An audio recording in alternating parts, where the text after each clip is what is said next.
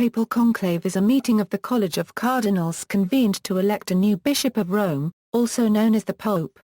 The Pope is considered by Roman Catholics to be the apostolic successor of St. Peter and earthly head of the Roman Catholic Church.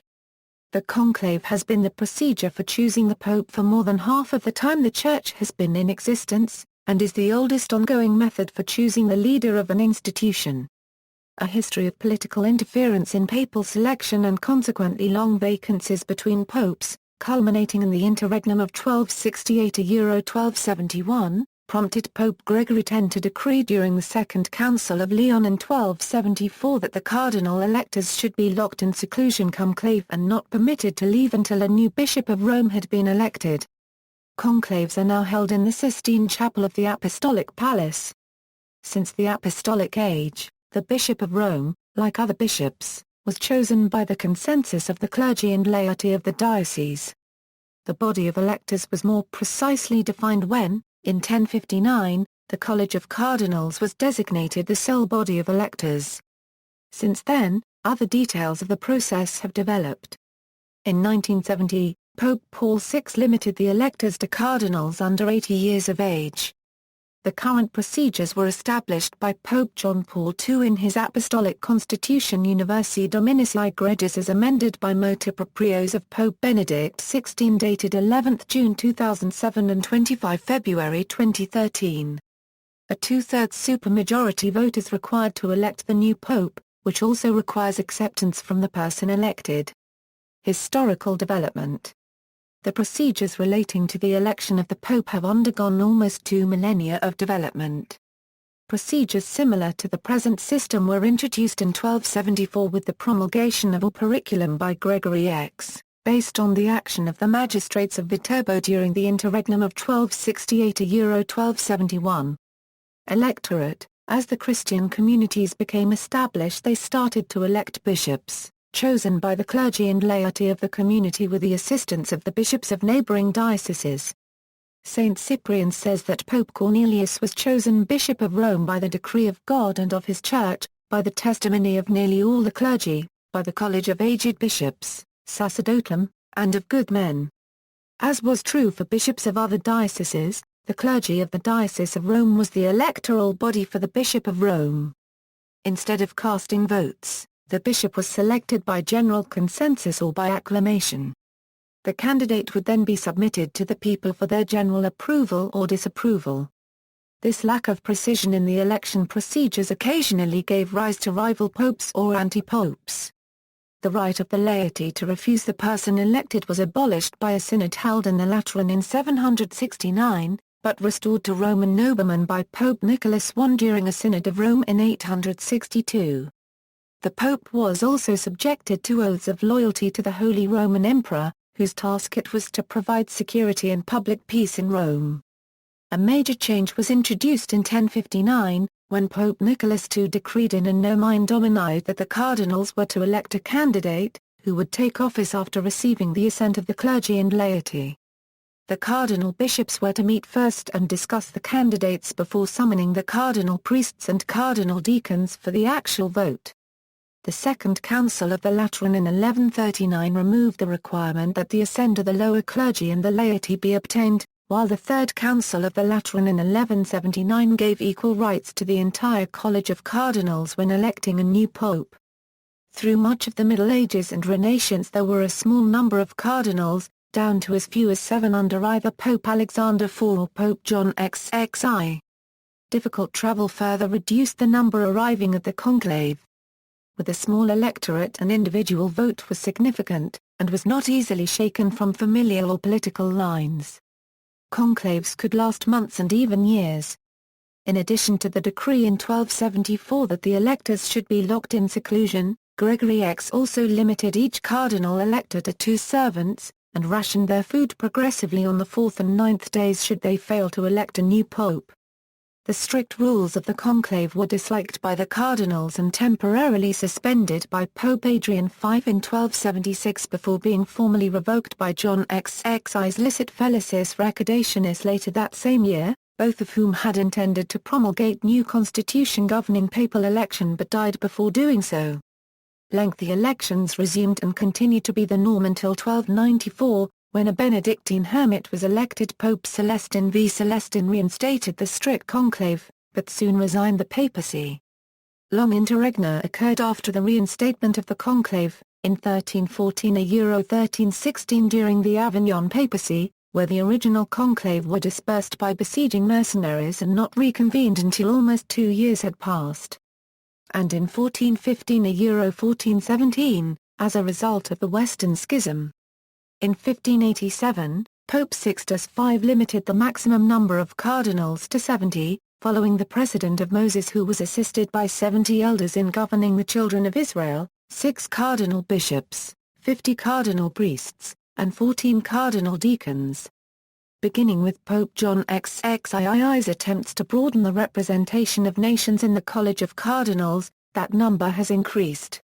In 1970, Paul VI decreed that cardinals upon reaching the age of 80 before a conclave start were ineligible to vote in the conclave, and also increased the limit of active cardinal electors to 120. Though this remains the theoretical limit, John Paul II exceeded this for short periods of time with knowledge of impending retirements. John Paul II also specified that cardinals who were under 80 before the day the Holy See becomes vacant would still be entitled to vote even if they had turned 80 by the time the conclave starts. Choice of electors. Originally, lay status did not bar election to the Bishop of Rome. Bishops of dioceses were sometimes elected while still catechumens, such as the case of St. Ambrose. In the wake of the violent dispute over the election of anti-Pope Constantine II, Pope Stephen III held the Synod of 769, which decreed that only a cardinal priest or cardinal deacon could be elected, specifically excluding those that are already bishops. This was however deviated from as early as 817 and fully ignored from 882 with the election of Pope Marinus I, the Bishop of Ca. Nicholas II, in the Synod of 1059, formally codified existing practice by decreeing that preference were to be given to the clergy of Rome, but leaving the cardinal bishops free to select a cleric from elsewhere if they so decided. These restrictions on eligibility were rescinded by the Council of 1179. Pope Urban VI in 1378 was the last pope elected from outside the College of Cardinals. The last person elected as pope who was not already an ordained priest or monk was Pope Leo X in 1513, who was also the youngest pope ever elected. His successor, Pope Adrian VI, was the last to be elected in absentia. In more recent history it is reported that Archbishop Giovanni Montini of Milan received several votes in the 1958 conclave despite not being a cardinal. The newly elected John XXIII elevated Montini to the cardinalate almost immediately, and would be succeeded by him as Paul VI in 1963. As the Catholic Church holds that women cannot be validly ordained, women are not eligible for the papacy. Claims that there was a female pope, including the legendary Pope Joan, are fictitious. This tale began as a satire on the deplorable state of corruption in the College of Cardinals. Things were so bad, even a woman could be elected pope. Though the pope is the Bishop of Rome, he need not be of Italian background. The current pope, Francis, is an Argentinian while his predecessor, Benedict XVI, is a German and before him was John Paul II, a Pole. A simple majority vote sufficed for election until 1179, when the Third Council of the Lateran increased the required majority to 2/3. As cardinals were not allowed to vote for themselves, an elaborate procedure was adopted to ensure secrecy while at the same time preventing self-voting. In 1945, Pope Pius XII removed the prohibition on a cardinal voting for himself by increasing the requisite majority to 2/3 plus 1 at all times. This change was immediately overturned by his successor John XXIII, who reinstated the 2/3 majority if the number of cardinal electors voting is divisible by 3, with a rounding up to 2/3 plus 1 otherwise. Pius XII's rule was reinstated by Paul VI 13 years later, but overturned again by John Paul II. In 1996, John Paul II's constitution allowed election by absolute majority if deadlock prevailed after 33 or 34 ballots. In 2007 Benedict XVI rescinded John Paul II's change, which had been criticized as effectively abolishing the two-thirds majority requirement, as any majority would suffice to block the election until a simple majority was enough to elect the next pope, reaffirming the requirement of a two-thirds majority. Electors formally made choices by accessors, acclamation, adoration, compromise or scrutiny. With acclamation, the cardinals would unanimously declare the new pope quasi afflati spiritu sancto. If this took place before any formal ballot has taken place, the method was called adoration, but this method was excluded in 1621 by Pope Gregory XV. To elect by compromise, a deadlocked college would unanimously delegate the election to a committee of cardinals whose choice they all agree to abide by. Scrutiny is election via the casting of secret ballots. Accessus was a method for cardinals to change their most recent vote to accede to another candidate in an attempt to reach the requisite two-thirds majority and end the conclave. This method was first disallowed by the Cardinal Dean at the 1903 conclave. The last election by compromise is considered to be that of Pope John XXII in 1316, and the last election by acclamation that of Pope Innocent XI in the 1676 conclave. The long unused methods of acclamation and compromise were formally abolished in Universi Dominici Gregis. Scrutiny is now the only approved method for the election of a new pope. Secular influence. For a significant part of its history, the Church was influenced in the choice of its leaders by powerful monarchs and governments. For example, the Roman emperors once held considerable sway in the elections of popes. In 418, Honorius settled a controversial election, upholding Pope Boniface I over the challenger anti-Pope Eulalius. On the request of Boniface I, Honorius ordered that in future cases, any disputed election would be settled by a fresh election. After the demise of the Western Roman Empire, influence passed to the Ostrogothic kings of Italy, and in 533, Pope John II formally recognized the right of the Ostrogothic monarchs to ratify elections. By 537, the Ostrogothic monarchy had been overthrown, and power passed to the Byzantine emperors. A procedure was adopted whereby officials were required to notify the Exarch of Ravenna upon the death of a pope before proceeding with the election. Once the electors arrived at a choice, they were required to send a delegation to Constantinople requesting the emperor's consent, which was necessary before the individual elected could take office. Lengthy delays were caused by the journey to and from Constantinople. When Pope Benedict II complained about them, Emperor Constantine IV acquiesced, ending the requirement that elections be confirmed by emperors. Thereafter, the emperor was only required to be notified.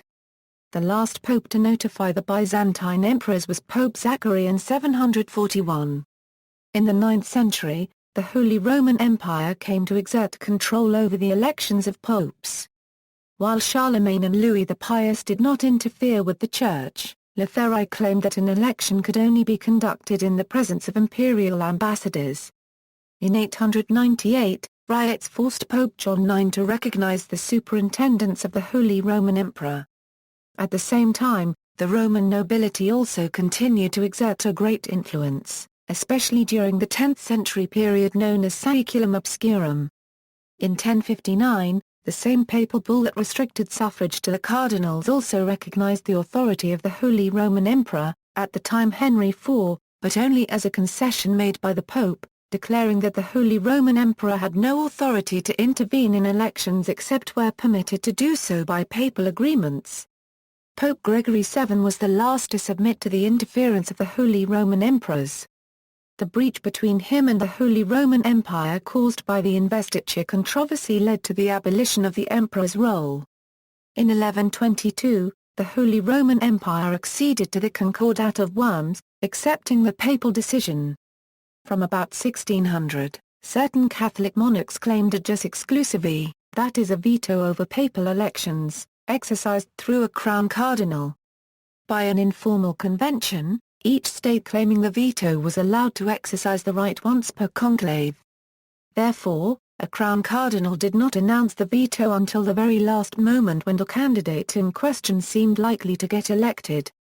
This was however not strictly enforced, as Francis II through Francia Hector Paula Hrzanz Tarasova is known to have exercised the veto twice at the 1799–1800 conclave. No vetoes could be employed after an election. After the Holy Roman Empire was dissolved in 1806, its veto power devolved upon the Austrian Empire. The last exercise of the veto was in 1903, when Prince Jan Puzyna de Kozielsko informed the College of Cardinals that Austria opposed the election of Mariano Rampolla. Consequently, the college elected Giuseppe Sarto as Pope Pius X, who issued the papal bull Commissum Nobis 6 months later declaring that any cardinal who communicated his government's veto in the future would suffer excommunication lati sententiae. Conclaves. To resolve prolonged deadlocks in the earlier years of papal elections, local authorities often resorted to the forced seclusion of the cardinal electors, such as that first adopted by the city of Rome in 1241, and possibly before that by Perugia in 1216. In 1269, when the forced seclusion of the cardinals alone failed to produce a pope, the city of Viterbo refused to send in any materials except bread and water. When even this failed to produce a result, the townspeople removed the roof of the Palazzo dei Papi in their attempt to speed up the election. In an attempt to avoid future lengthy elections, Gregory X introduced stringent rules with the promulgation of Operculum. Cardinals were to be secluded in a closed area and not accorded individual rooms. No cardinal was allowed, unless ill, to be attended by more than 2 servants.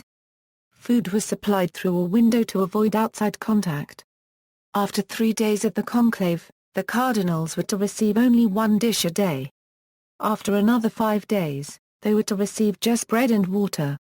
During the conclave, no cardinal was to receive any ecclesiastical revenue. Gregory X's strict regulations were abolished in 1276 by Adrian V, but Celestine V, elected in 1294 following a 2-year vacancy, restored them. In 1562, Pius IV issued a papal bull that introduced regulations relating to the enclosure of the conclave and other procedures. Gregory XV issued 2 bulls that covered the most minute of details relating to the election. The first, in 1621, concerned electoral processes, while the other, in 1622, fixed the ceremonies to be observed. In 1904, Pope Pius X issued a constitution consolidating almost all the previous rules, making some changes. Several reforms were also instituted by John Paul II in 1996. The location of the conclaves was not fixed until the 14th century. Since the Western Schism, however, elections have always been held in Rome, and normally in what, since the Lateran Treaties of 1929, has become the independent Vatican city-state. Since 1846, when the Quirinal Palace was used, the Sistine Chapel in the Vatican has always served as the location of the election. Popes have often fine-tuned the rules for the election of their successors. Pope Pius XII's Vacantis Apostolicae Sedis of 1945 governed the conclave of 1958. Pope John XXII's Summi Pontificis Electio of 1962, that of 1963. Pope Paul VI's Romano Pontifici Elegendo of 1975, those of 1978, and John Paul II's Universi Dominici Gregis of 1996, that of 2005. Modern practice. In 1996, John Paul II promulgated a new apostolic constitution, called Universi Dominici Gregis, which with a slight modification by Pope Benedict XVI now governs the election of the Pope, abolishing all previous constitutions on the matter, but preserving many procedures that date to much earlier times. Under Universi Dominici Gregis, the cardinals are to be lodged in a purpose-built edifice, the Domus Sancti Marthi, but are to continue to vote in the Sistine Chapel. Several duties are performed by the Dean of the College of Cardinals, who is always a cardinal bishop. If the dean is not entitled to participate in the conclave owing to age, his place is taken by the subdean, who is also always a cardinal bishop. If the subdean also cannot participate, the senior cardinal bishop participating performs the functions. Since the College of Cardinals is a small body, there have been proposals that the electorate should be expanded. Proposed reforms include a plan to replace the College of Cardinals as the electoral body with the Synod of Bishops, which includes many more members. Under present procedure, however, the Synod may only meet when called by the Pope. Universi Dominici Gregis explicitly provides that even if a synod or an ecumenical council is in session at the time of a pope's death, it may not perform the election. Upon the pope's death either body's proceedings are suspended, to be resumed only upon the order of the new pope. It is considered poor form to campaign for the position of pope. However, there is inevitably always much speculation about which cardinals have serious prospects of being elected. Speculation tends to mount when a pope is ill or aged and short lists of potential candidates appear in the media. A cardinal who is considered to be a prospect for the papacy is described informally as a papabile, a term coined by Italian-speaking Vatican watchers in the mid-20th century, literally meaning Pope able. Death of the Pope. The death of the Pope is verified by the Cardinal Camerlengo, or Chamberlain, who traditionally performed the task by gently striking the Pope's head with a small silver hammer and calling out his Christian name 3 times. During the 20th century the use of the hammer in this ritual has been abandoned. Under Universi Dominici Gregis, the Camerlengo must merely declare the Pope's death in the presence of the master of papal liturgical celebrations, and of the cleric prelates, secretary and chancellor of the Apostolic Camera. The Cardinal Camerlengo takes possession of the ring of the fisherman worn by the Pope. The ring, along with the papal seal, is later destroyed before the College of Cardinals. The tradition originated to avoid forgery of documents, but today merely as a symbol of the end of the Pope's reign. During the sede vacancy, as the papal vacancy is known, certain limited powers pass to the College of Cardinals, which is convoked by the Dean of the College of Cardinals. All cardinals are obliged to attend the General Congregation of Cardinals, except those whose health does not permit, or who are over 80.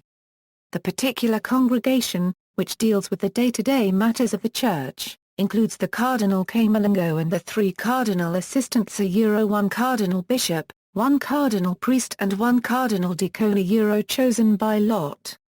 Every 3 days, new cardinal assistants are chosen by lot. The Cardinal Camerlengo and cardinal assistants are responsible, among other things, for maintaining the election's secrecy. The congregations must make certain arrangements in respect of the Pope's burial, which by tradition takes place within 4 to 6 days of the Pope's death, leaving time for pilgrims to see the dead pontiff, and is to be followed by a 9-day period of mourning. The congregations also fix the date and time of the commencement of the conclave. The conclave normally takes place 15 days after the death of the Pope, but the congregations may extend the period to a maximum of 20 days in order to permit other cardinals to arrive in the Vatican City. Resignation of the Pope. A vacancy in the papal office may also result from a papal resignation. Until the resignation of Benedict XVI on February 28, 2013, no pope had abdicated since Gregory XII in 1415.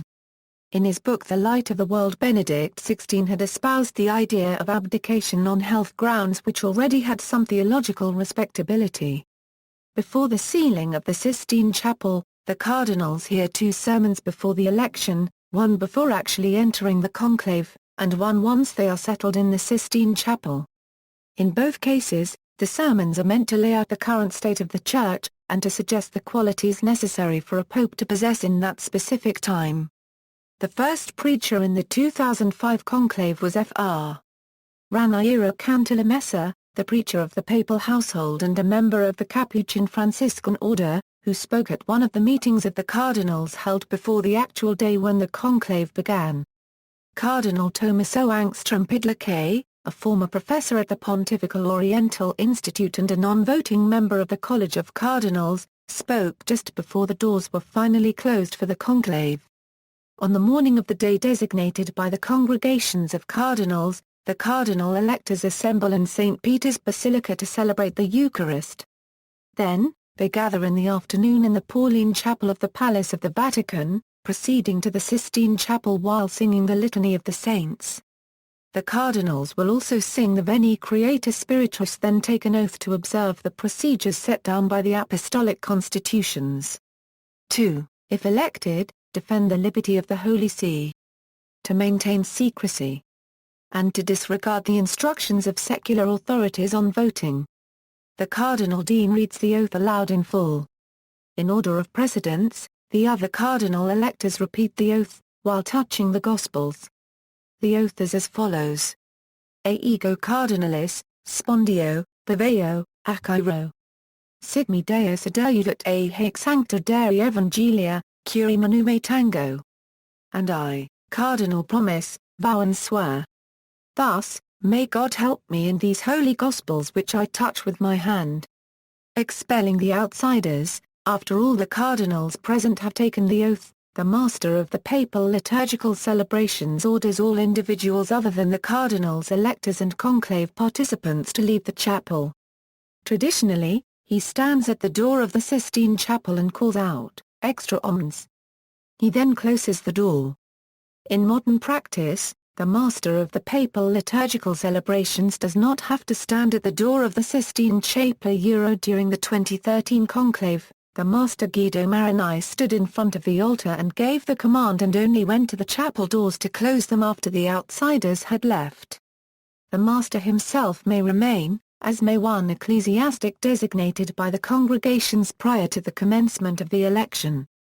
The ecclesiastic makes a speech concerning the problems facing the Church and on the qualities the new pope needs to have. After the speech concludes, the ecclesiastic leaves. Following the recitation of prayers, the Cardinal Dean asks if any doubts relating to procedure remain. After the clarification of the doubts, the election may commence.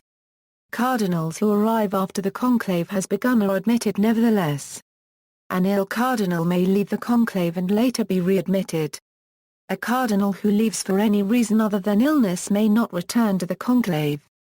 Although in the past cardinal electors could be accompanied by attendants, now only a nurse may accompany a cardinal who for reasons of ill health, as confirmed by the Congregation of Cardinals, needs such assistance. The Secretary of the College of Cardinals, the Master of Papal Liturgical Celebrations, 2 Masters of Ceremonies, 2 officers of the Papal Sacristy and an ecclesiastic assisting the Dean of the College of Cardinals are also admitted to the conclave. Priests are available to hear confessions in different languages. 2 doctors are also admitted. Finally, a strictly limited number of servant staff are permitted for housekeeping and the preparing and serving of meals. Secrecy is maintained during the conclave. The cardinals as well as the conclavists and staff are forbidden to disclose any information relating to the election. Cardinal electors may not correspond or converse with anyone outside the conclave, by post, radio, telephone or otherwise, and eavesdropping is an offense punishable by excommunication lati sententii. Only 3 cardinals electors are permitted to communicate with the outside world under grave circumstances, prior to approval of the college, to fulfill their duties, the major penitentiary, the cardinal vicar for the Diocese of Rome, and the vicar general for the Vatican City-State. Before the conclave that elected Pope Francis, the Sistine Chapel was swept using the latest electronic devices to detect any hidden bugs, or surveillance devices. Universi Dominis Egregius specifically prohibits media such as newspapers, the radio, and television. Wi-Fi access is blocked in Vatican City and wireless signal jammers are deployed at the Sistine Chapel to prevent any form of electronic communications to or from the cardinal electors. Voting. On the afternoon of the first day, 1 ballot may be held. If a ballot takes place on the afternoon of the first day and no one is elected, or no ballot had taken place, 4 ballots are held on each successive day, 2 in each morning and 2 in each afternoon. Before voting in the morning and again before voting in the afternoon, the electors take an oath to obey the rules of the conclave. If no result is obtained after 3 vote days of balloting, the process is suspended for a maximum of 1 day for prayer and an address by the senior cardinal deacon. After 7 further ballots, the process may again be similarly suspended, with the address now being delivered by the senior cardinal priest. If, after another 7 ballots, no result is achieved, voting is suspended once more, the address being delivered by the senior cardinal bishop. After a further 7 ballots, there shall be a day of prayer, reflection and dialogue. In the following ballots, only the two names who received the most votes in the last ballot shall be eligible in a runoff election. However, the two people who are being voted on, if cardinal electors, shall not themselves have the right to vote. The process of voting comprises three phases: the pre-scrutiny, the scrutiny, and the post-scrutiny. Pre-scrutiny: during the pre-scrutiny, the masters of the ceremonies prepare ballot papers bearing the words Eligo in Summum Pontificum and provide at least two to each cardinal elector. As the cardinals begin to write down their votes, the secretary of the College of Cardinals, the master of papal liturgical celebrations and the masters of ceremonies exit. The junior cardinal deacon then closes the door. The junior cardinal deacon then draws by lot 9 names. The first 3 become scrutineers, the second 3 infirmaria and the last 3 revisers. New scrutineers, infirmaria and revisers are not selected again after the first scrutiny. The same 9 cardinals perform the same task for the second scrutiny. After lunch, the election resumes with the oath to obey the rules of the conclave taken anew when the cardinals again assemble in the Sistine Chapel.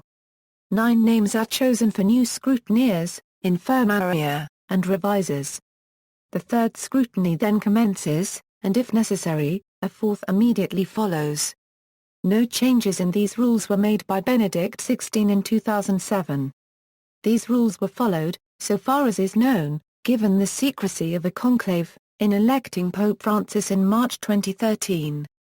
Scrutiny: the scrutiny phase of the election is as follows: the cardinal electors proceed, in order of precedence, to take their completed ballots to the altar, where the scrutineers stand.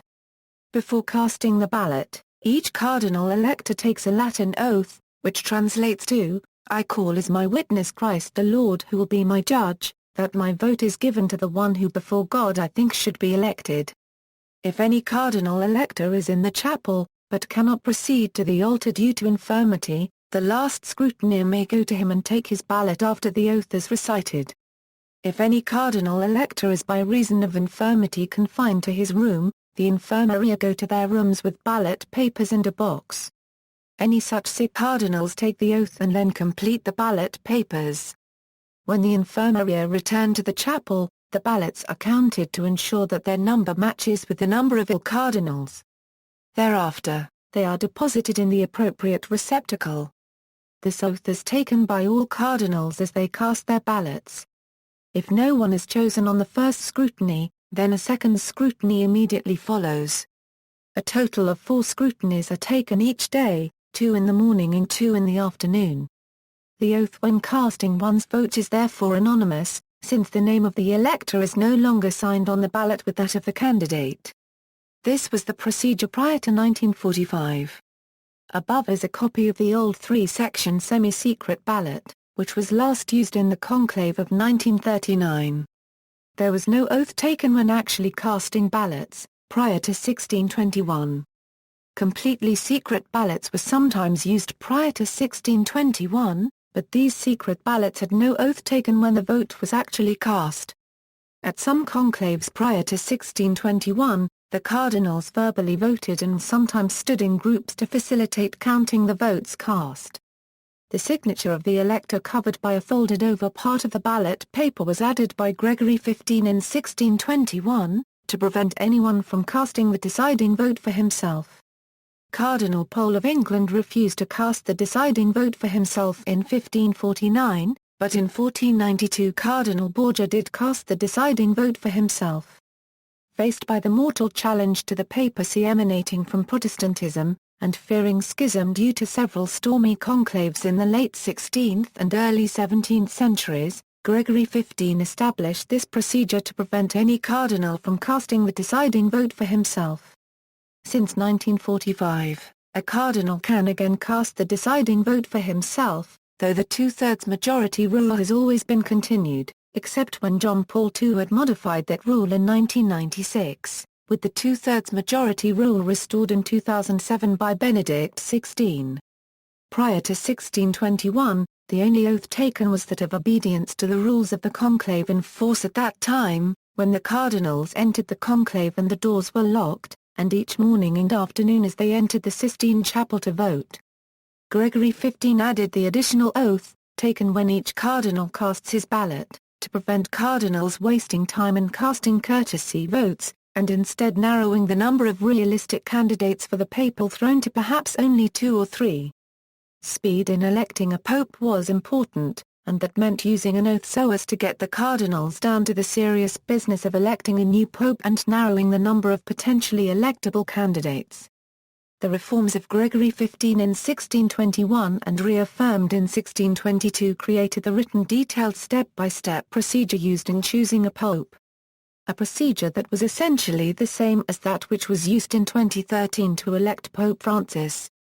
The biggest change since 1621 was the elimination of the rule that required the electors to sign their ballots, resulting in the detailed voting procedure of scrutiny making use of anonymous oaths.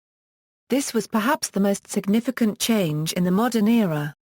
It was a significant change to the step-by-step voting procedure, since that detailed voting procedure was first created in 1621. It was Pius XII who made this change in 1945. Once all votes have been cast, the first scrutineer chosen shakes the container, and the last scrutineer removes and counts the ballots.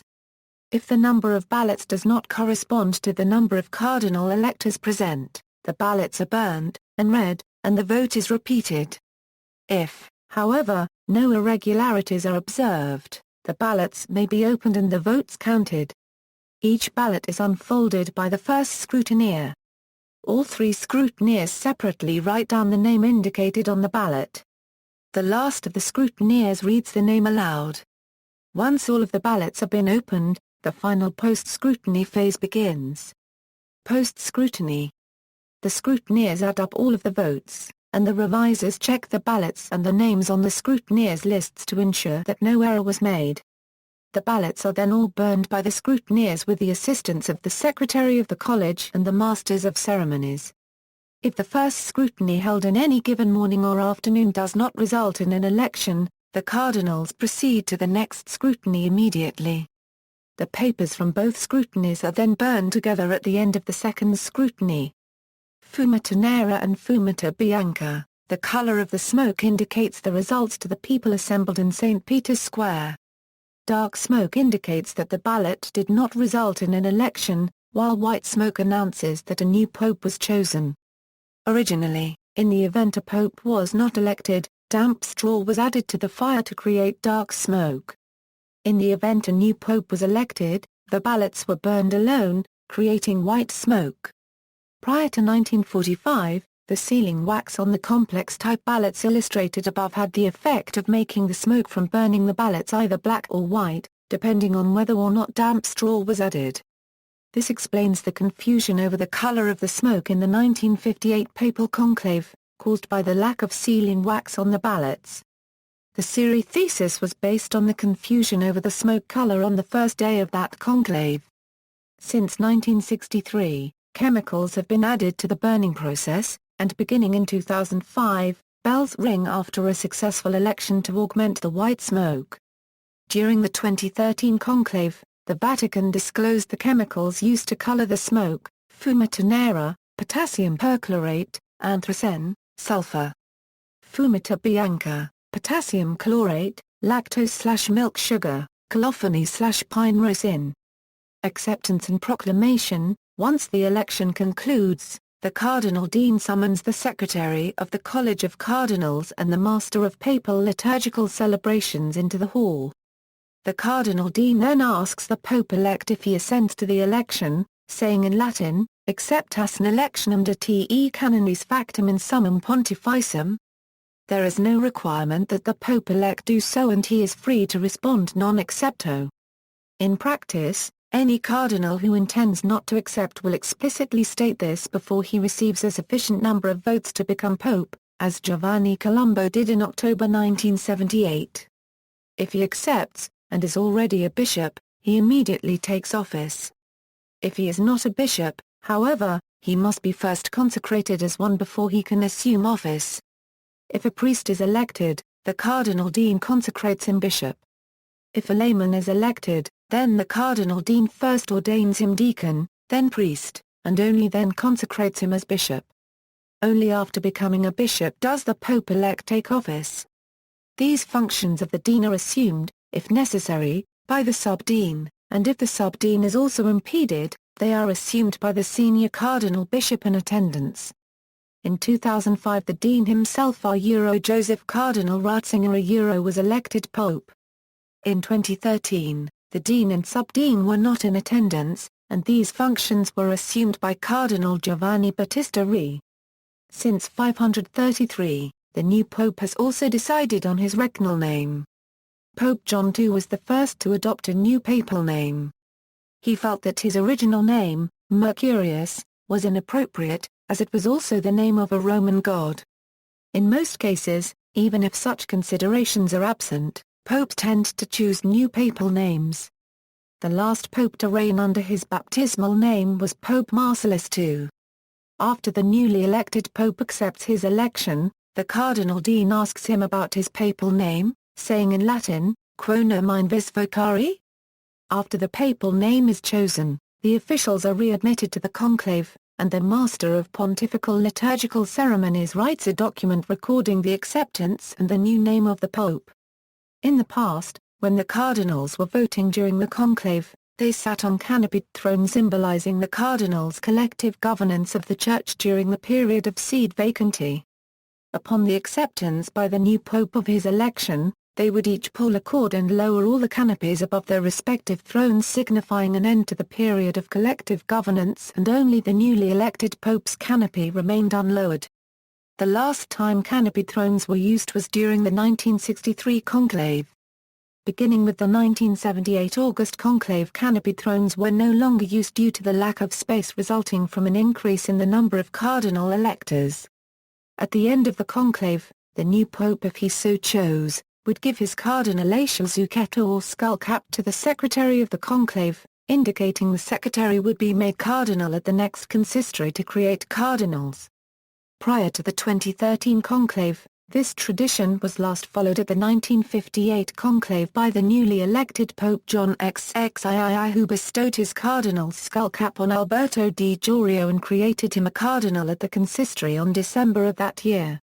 In 2013 the Portuguese section of Vatican Radio reported that at the conclusion of the 2013 conclave, the newly elected Pope Francis bestowed his zucchetto on Archbishop Lorenzo Baldisseri, the secretary of the conclave, and on February 22, 2014 at Pope Francis' first consistory, Baldisseri was formally made a cardinal with the title of Cardinal Deacon of Santa unregistered trademark Anselmo alla unregistered trademark Aventino.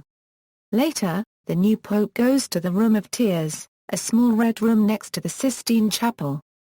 The new pope dresses by himself, choosing a set of pontifical choir robes consisting of a white cassock, rocher, and red mozzatella from 3 sizes provided. He then wears a gold-corded pectoral cross, a red and gold embroidered stole, and then dons the white papal zucchetto on his head. In 2013, Pope Francis dispensed with the red mozzetta, rocher, and gold pectoral cross, wearing only the white cassock and his own pectoral cross when he appeared on the central balcony. He also did not emerge wearing the stole, vesting in it only to impart the apostolic blessing and removing it shortly after. Next, the cardinal protodeacon appears at the loggia of the basilica to proclaim the new pope. He usually proceeds with the traditional Latin formula. During the announcement for Pope Benedict XVI's election, the cardinal protodeacon Jorge Arturo Medina Este copyright Vez greeted the crowds first in several different languages, "Dear brothers and sisters," before proceeding to the Latin announcement. This was not done when Pope Francis was elected. It has happened in the past that the cardinal protodeacon has himself been the person elected pope. In such an event, the announcement is made by the next senior deacon, who has thus succeeded as protodeacon. The last time the cardinal protodeacon was elected was in 1513 when Giovanni de' Medici was elected as Pope Leo X, and the next senior cardinal deacon Alessandro Farnese made the announcement. During the election of Pope Leo XIII in 1878, protodeacon Prospero Caterini appeared and started to make the announcement but was physically incapable of completing it, so another made it for him. Following the announcement, the senior cardinal deacon retreats, and papal aides unfurl a large, maroon banner that out of practicality often bears the late Pope's arms in the center, draping it onto the railing of the Basilica's loggia.